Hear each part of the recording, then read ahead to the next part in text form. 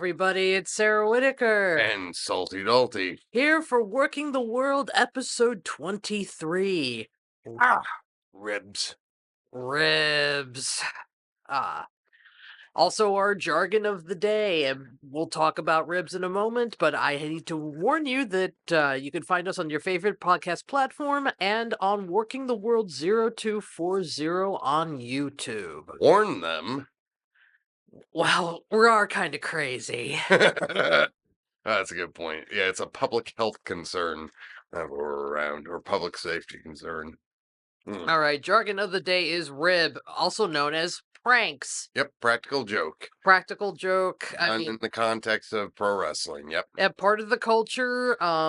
We're going to examine when exactly it became part of the culture, but I think it always has been. And also, the most notorious ribbers in wrestling go over a couple ribs that they pulled, which I've studied up on my ribs, and I've yeah, I have a couple I still want to pull, but I'm gonna save that for another time.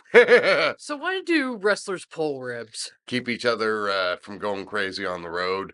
Give them something to do, because when you're traveling all around the country, you know, airports, hotels, all that just gets to be such a rut, and you become so burnout and so depressed, blah blah blah, that it's like you gotta liven things up every once in a while. So. I mean, some of these ribs went to the extreme, even. So, Well, people, I don't know if they've heard the Mabel rib before. oh dear. Ox Baker found this out from him in a shoot interview. Rest his soul. Ox Baker, one of the legitimately nicest guys in wrestling, and also one of the craziest. So, but I was gonna say, the Mabel rib. A bunch of wrestlers would get together and decide they were going to pull this rib on somebody, and they'd have somebody call the wrestler or leave them love notes or something like that, and her name would be Mabel. And it'd be the wrestlers or the wrestlers get a girl to go and do this, blah, blah, blah. And it's like, yeah, I want to meet you up at the hotel. I want to be able to spend a night with you and have you, make my night, blah, blah, blah. They go to the hotel and the wrestler would be ready to go into the act and all that. And then, there would be a loud pounding on the door. Bum, bum, bum, bum. Hey, I know my wife is in there. You better come out, otherwise I'm gonna blow your head off. Blah, blah, blah. Then the wrestler would be running out of that hotel room, usually a lot of times with limited or no clothes on, running, trying to find the nearest place he could hide out and leave everything in the room. Do you know any victims of this?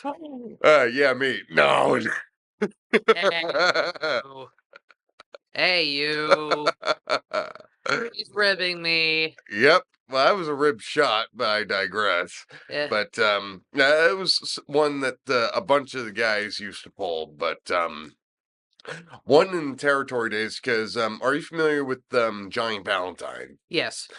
Greg the Hammer Valentine's father. He was a massive, massive ribber, massive, and he'd gotten with there was this fellow by the name of Jay the Alaskan York, and he was in territory days at that time. This was in Minneapolis, I think. And Larry Henning and Harley Race were tag teaming at this point. Harley was still really young in the business.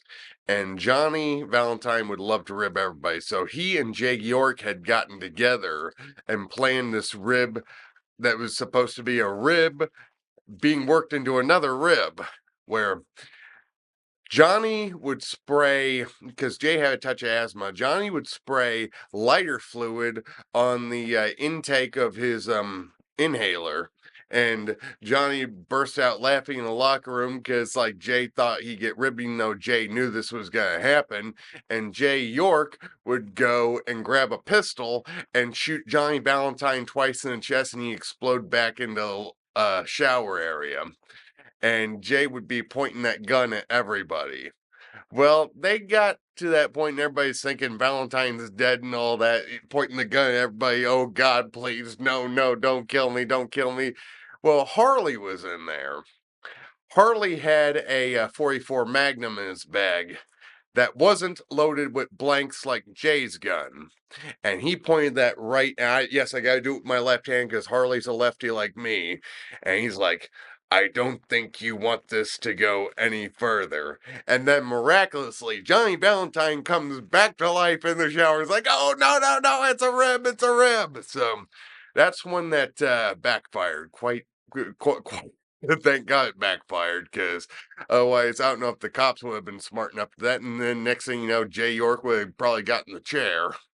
But I digress on that one. But that's one that kind of backfired back in the day. Well, I mean, are they as extreme today as they were back then? Oh, heck no. No, the biggest one that I had happen to me was just getting a cue ball in my testes playing pool, showing me this trick shot. Oh, that happened to me in a bar. And of course, Hype Gotti bringing a stink bomb into the locker room. That'd be about the only thing. And then, everybody's going around like, who had deviled eggs? That's kind of what it was like. That was actually the day that I had my first match, and the boys were warning me, "Don't go in there, don't go in there." I'm like, "Okay." Then I could see afterwards, after it died down a little bit, it's like, "Ooh, somebody must have had some rotten eggs this morning." But Kurt Hennig, Kurt Hennig. Mister Perfect, notorious ribber. Scott Norton told me a rib that he pulled in WCW. I got two ribs that Kurt Hennig used to do all the time. But this one here, this is when the Ultimate Warrior was in WCW. And he was doing the whole thing where he was coming out from underneath the ring. Well, this time the NWO was going to come out of the ring when Warrior was in the ring after all the smoke came up and then jump the Warrior. Well, they had to be under the ring the entire show. Kurt has to use the bathroom, and we're not talking number one underneath the ring. And everybody's like, you better not do this, Kurt. You better not do this. Kurt, before the show, went and had, I don't know how many deviled eggs, how many butterfingers, and I think he even took Miralax and magnesium citrate. And it got all over the underneath the ring, and he missed the bucket. Got it on, guys. Guys are all throwing up underneath the ring. Everybody's screaming and cussing Kurt out. And another one that Kurt used to pull is when guys weren't looking, he would go and take hot mustard and lighter fluid and mix it together. Now, Harley actually is the one that talked about this rib that Kurt used to do all the time. If you get just a little bit of that mixture on the tip of your finger, you'd swear to God that you burn your finger off. Well, imagine that being sprayed all up in the crotch of your shorts. Oh, brother. That was Kurt. That was Kurt Hennig. So, but a quick question: have you had any ribs pulled on you? Pull several. Ones that you can tell on the air. Well, In case you are wondering, some of these ribs are not always safe for work yes. I or mean, for public access television either. well, there was this one time where I was supposed to be at a Sanjay Dutt uh Seminar. seminar, and one of the marks that they didn't want going to the seminar was trying to be a referee, and it's like somebody had to drive him home, Hmm. and they pulled me out of the seminar and says it's like you have to go drive him home, and it's Hmm. like he lived all the way like 45 minutes away in another town, and so I mean, And you'd paid your money and to go to the seminar. I paid my money to go to the seminar, and on the way into driving this guy home, he kept going into detail on how he wanted to see me as a dominatrix with another wrestler, and just how going into not safe for work detail on how I would treat this wrestler, and show the world how much I'm a dominant female. And it's like driving with my Yeah, and so it's like And this was way before we started dating. this is way before. This is like 2002, 2000. Chip was still alive, so it was Yeah, somewhere around that time. 2002, and finally bring him home, and I drive back to the venue, and I don't know if that was the same day that I had the salad rib, but Yep. that was Yeah, Chip wanted you to go and get some low that was fat that Italian salad salad, dressing. which I found at Burger King, Mmm. and managed to bring it back to him before the show started, but I completely missed the seminar. Yep. I was gonna say, yeah, and yep, I will whoop their asses for that one. So Well, you were kind of young at the time. doesn't matter. It doesn't matter. I was still probably bigger than most of the guys at that time. Well, for those of you who don't know, Or at least taller. for those of you who don't know, there is an age difference between us. Like, Oh, they already know that you're basically almost 13 years older than me. So well, I mean, well, 12 and a half. 12 and a half. Yeah, well, our birthdays are 6 months apart to the day on the calendar. So, But I was going to say, another river, Owen Hart. yes. Another great rib that Owen actually pulled on his dad. Hmm. WrestleMania 4. Stu came with Brett and Brett's kids to Atlantic City for WrestleMania 4. Owen was, I don't think he was, yeah, I don't think he was signed WWE yet, but he, actually, I think he was still working at home in Calgary.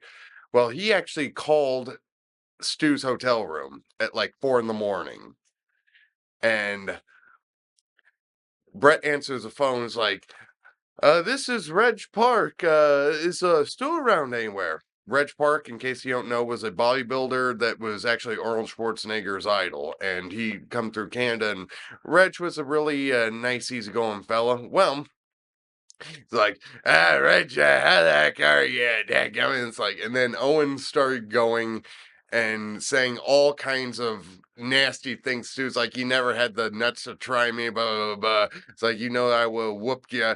And then Stu is just visually just getting irritated, like, and he finally blurts out and says, Reg, if you wanted to try me, why didn't you try me?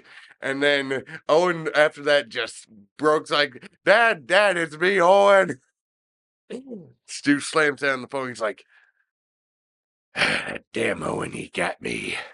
He couldn't even tell that that was his own youngest son on the phone ribbing him. But something else that Owen used to do, and you can actually find this on YouTube. Owen used to make prank calls to people in the hotel saying that there was a pizza coming up for delivery. And Davey was in this one too. That you can actually go on YouTube and see this. Answering the phone is like, yeah, Davey. It's like, what are you doing? It's like, watching TV. It's like, come here, you gotta get on this. Come on, get in here. It's like, well, Owen's talking, it's like it's with somebody on the phone in the hotel. It's like, no, we didn't order a pizza. Like, now listen, ma'am, you gotta understand, I've been delivering pizzas for about 12 years. Delicious, nutritious pizzas. Like, I don't, it's like, sir, we didn't order a pizza. It's like, now listen, I don't want to be held responsible for this. It's like, can you talk to my manager, please? And it's like, yeah. And then Davey would get on the phone with a, I think it was Parsi or Indian accent. Like, hello, yes. It's like, could you, yeah, it's like, could you didn't want pizza? It's like, no, there must be a mistake. It's like, okay, could you tell, your guys like this was a big mistake, blah, blah, blah. It's like, okay. It's like, no, not hold responsible. It's like, okay, we send you pizza now. They just hang up the phone. It's like trying to push the pizza on them. Hmm. So, but, any great ribbers that you've heard about in your day? See, don't really pay attention to backstage as much as I used to, Hmm. but oh, Owen Hart was the big one that I knew. And didn't he rib Harley? The The year was either 1996 or 97. He tried ribbing Harley. Actually, he was trying to rib Foley. Oh. They were at Harley's house. Whenever the boys would come to town, Harley would invite them over. He'd cook for like 2, 3 days straight, getting them ready for being able to have this big banquet at his house and backyard and his living room, blah blah blah. Well, they came. WWF came to Kansas City, and they had gone, and Harley's making chili for him. Well, he decided, I'm gonna have some fun. Owen did. Harley has this one sauce called Insanity. And what he did is that he took literally a whole ladle full of that and put it into the chili, but he was trying to keep it all in the ladle so he could go ahead and get McFoley. Well, Mick Foley, before he took his chili, went and stirred the pot with his ladle.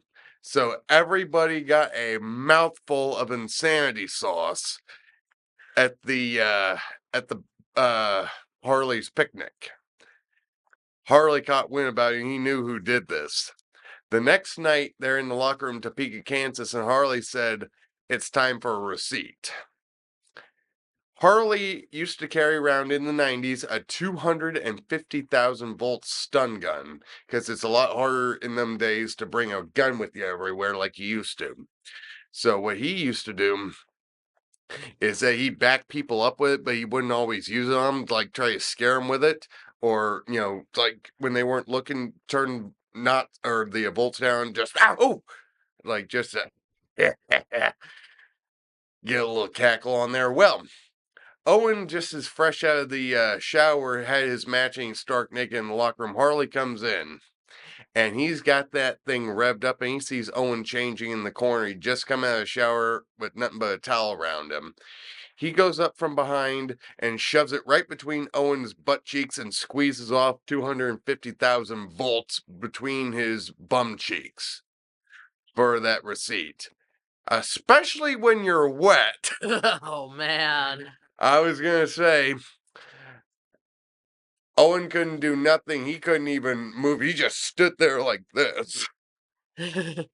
But actually, Harley used to pull a rib. Oh dear. Actually, he did this one time. There was not the original, but I think there was another Gorgeous George that came in business. And Harley was working in Texas. And George was deathly afraid of snakes. So, and no, I do not condone this kind of behavior towards animals. But what he did is that he actually went and caught a rattlesnake, a wild live rattlesnake, and took a darning needle and sewed its mouth shut. Put him in Gorgeous George's car. He gets on the phone around the corner because they're like a hotel. He goes across to the service station.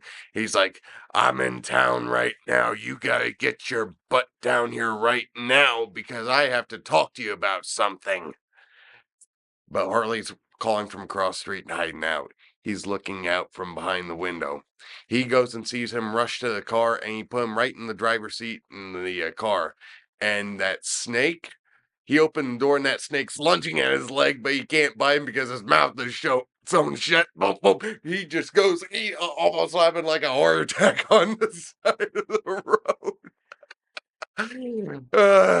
I was gonna say, and Stone Cold Steve Austin actually asked him about that rib one time. It's like, "But Harley, how did you catch that snake?" He's like, "I baited him with the right, hooked him with the left." So, I actually remember another rib now that I think about it. ooh, Remember when Al Snow and Boss Man were having that feud with the Chihuahua oh, Pepper. Pepper? This one was a worked one, but Well, it was a worked one, but didn't he put up because like help oh find my no, no, no. This was help find Pepper and he's called no, number. no, no, no, no. That was Al Snow pulling a rib on Val Oh, Venus. Venus. I know, but I was about to say Val Venus because it was he was putting up a number Yes, to help it was Val's number, and somebody calls Val. He's like, "Hey, yeah, I found Pepper. yeah. I found Pepper." It's like, who the heck is this calling? And Al, like, Val had just gotten out of the ring after this, and people are calling him because he's blown up from his match. And it's like, yeah, I'm trying to fight. Like, who the heck? He's got like 20 calls in like a minute. Mm. But tell you another great notorious ribber in the history of the business that not a lot of people talk about. Mhm. Scott Hall. Oh, really? Hmm. He came from the school of Kurt Hennig because Kurt and him were tag partners in AWA. What he used to do is that he would go to a bar and bring a bunch of the young guys with them because he would ride with the young guys and he'd drive them, smarten them up. All that. Scott was kind of that way. But something he used to do is he would go and smarten the bartender up on this, and a lot of times it'd be a lady. He'd say, "It's like, hey, when those guys come and order shots of Jack for us all, because we're going to stick with them with the bill, you go ahead and you bring ours, but ours aren't going to be Jack Daniels. Ours are going to be Diet Coke. They're going to have Jack Daniels." Mhm. And they're just throwing back shot, shot, shot, and they're and then it's like, God, but they kept the money and made the money for the Jack at the bar, even though the clique was getting served Diet Coke in shot glasses. Mhm. The other guys, like the Smoking Guns and guys like that, would get Jack, and they get so dang hung over, and then they meet them down in the hotel lobby. It's like, hey, what's going on, guys? How you doing? It's like, hey, we going out drinking again tonight? Even though they're just having shots of Diet Coke, and the Smoking Guns of whoever they're riding with is getting Jack or Aldo Montoya or somebody like that. That was a rib that Scott Hall used to play all the time. But going back a little bit more, because some of these ribs I can't that I have heard, some of them I can't tell on air because they're that yeah, that not safe for work. I think we got maybe room for two more ribs, Okay. but I was gonna say one great rib that I heard about from Booker T is the Nasty Boys were notorious ribbers. Oh my. Never ever fall asleep on a plane with either the Nasty Boys or Kurt Hennig present. Oh boy. The Nasty Boys could be a little bit more innocent than Kurt, because Kurt would shave your eyebrows off while you're sleeping. You can ask 123 Kid about that one and his notorious photo of having both his eyebrows shaven for an action figure shoot. But anyway, the Nasty Boys would do stuff like, well, you fall asleep on a plane, you wake up, your fingernails were painted red, or you'd have half a mustache instead of having a full mustache, and possibly even half a head of hair. Oh no. Who got that? Well, I was gonna say that was usually sometimes fans would get that. Hmm. Yes, half a head of hair. So I won't dive any further in that one, but that one's happened a couple times to some wrestling fans. But Paul Bear was also a great ribber too. Oh no. I remember this one. Well, which one? Which one? Well, I mean, especially with the Undertaker. Yep. Well, I was gonna say there's two that Paul Bear did that I'd like to be able to bring up. Well, obviously cucumbers. Undertaker does not like them. Makes him nauseous. Makes him sick to his stomach. Well, Paul and Taker are in a restaurant Brian Adams crushing. This was also mentioned on Chris Van Vliet's podcast. So go ahead and check that out on YouTube if you'd like to. but we're just kind of giving it for like casual wrestling fans that might not seen this. Well, Undertaker does not like cucumbers, makes him nauseous. Well, he goes and he is at a diner. They're having a meal together. On the phone, it's like, Taker, you're needed. He goes, has his phone conversation. Paul's like, they're snickering. It's like, okay, what did you two do? And he's looking, it's like, I know there's a cucumber here somewhere. I know there's a cucumber here somewhere. Well, he's looking around in his food. It's like, he can't say, it's like, well, finishes his food. He's got iced tea, goes to wash it down. At the bottom of his glass is a slice of cucumber. He knows that it was Paul because it came from Paul's salad. And Brian's throwing a fit on there. I've also heard another version of the story where Paul did the same thing at a Waffle House, and Undertaker threw up all over the Waffle House. Aw. I was gonna say, man, it's like, yeah, living the gimmick, kind of like The Exorcist, throwing up pea soup everywhere. But there was a rib that Paul Bearer played one time on Kane. This was actually one of the more hilarious ones. Paul, he's not feeling well. He would go and sometimes put up fits like, oh, Glenn, I'm not feeling too good. Could you drive? So they go for a trip. They pull into the arena. Kane put a ski mask on when he got into like city limits. They pull down, and Paul Bearer rolls down the window and screams, "It's a miracle! Kane can drive!" So, do we have time for one more rib? Make it quick. Make it quick. All right. One of the better ribs I ever heard about back in the day. I absolutely love this. Owen Hart ribbed his brother, Brett. Brett does not like sardines. Oh. He's got him in a camel clutch. Owen had a can of sardines underneath the ring. And when he's got him in that camel clutch, second they start slashing on, he's just throwing those sardines in Brett's mouth. While he's got him in that camel clutch, covering his mouth like this. Oh. To say that Brett was upset because Brett and Owen would legitimately fight after Owen would try to rib Brett. Yeah. And they actually had Howard Finkel one time with the Bushwhackers go and eat a bunch of sardines too on a promo. And Howard got really sick from eating sardines too. But I was going to say, Owen would rib you mid-match by calling a off-the-top spot that made 0 sense, and then he'd just go and do something like kick you or grab a hold or something like that. Alrighty. But anyway, let's go ahead and take this home. I'm giving you the bottle. Giving me the bottle. Well, finish the water in the bottle first, Mhm. because we don't want it spraying all over. I was going to say, Now, when things go wrong in life, you can always turn to the bottle. Alrighty, it's time to go home. We are home. Drop the bottle. And Yay! the bottle dropped. The bottle has been dropped. Alrighty, find us on your favorite podcast platform, and you can find us on YouTube at Working the World 0240. Are you sure that you've had too much of the bottle?